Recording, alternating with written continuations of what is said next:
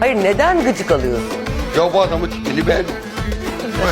Benim kardeşim... Ben de bana sana zorla mı bayılıyorum. verdiler? Cinlerim tepeme çıkıyor ya. Ya ben nasıl sövmeyeyim seni ya? Bana söyle bana ya. Ya bu beni deli edecek abla ya. Süperler. Beni vallahi sinirlendirecek bak. Oğlum bir dur. Araya girme. Tamam, girmiyor Ya, şu anda. Sen niye benim elime bunu yap? Teşekkür. Şunu bir sefer dövsem hiçbir şeyim kalmayacak. Rahatlayacağım.